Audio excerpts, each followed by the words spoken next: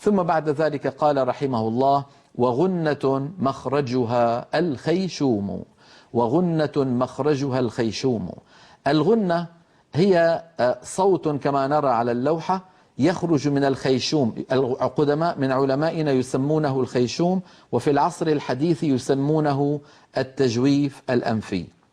هذا الصوت الأغن، هذه الغنة تكون مصاحبة للنون والميم في كل أحوالهما. هل انتبهنا إلى هذا الأمر؟ لا تخلو نون من غنة ولا تخلو ميم من غنة، إلا أن طولها يعني طول الغنة يختلف بحسب وضعهما ضمير التثنية راجع لمين؟ للميم والنون، كما سيأتي في بحث أزمنة الغنن.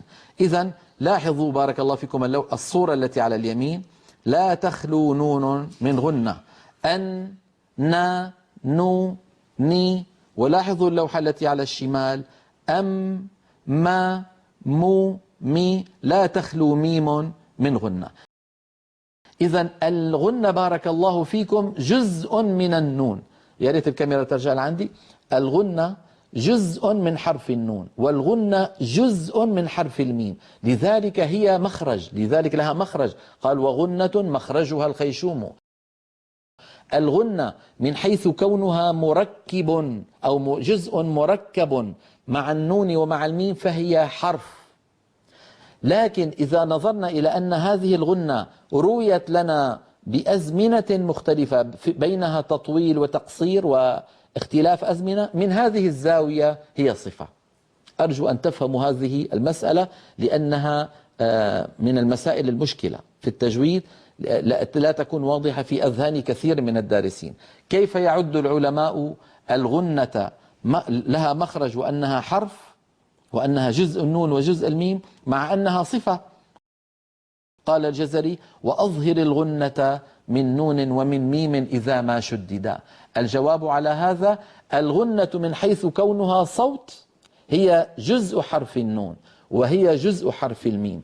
أما من حيث كونها طويلة أو قصيرة في الميم المشددة، مثلا حمالة الحطب من الجنة والناس، هذا التطويل للغنة هو صفة، زمنها المطول صفة يبحث في صفات الحروف.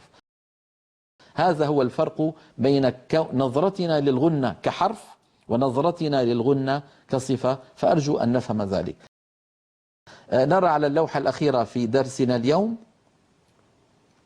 تنبيه: تقدم أن الغنة هي النصف المكمل للنون والميم، لذا فهي حرف من حيث كونها جزءا منهما، كما أن طول زمنها يختلف طولا وقصرا بحسب حكمها من إظهار أو إدغام أو إخفاء أو حركة أو سكون، فهي من هذه الزاوية صفة، والله أعلم.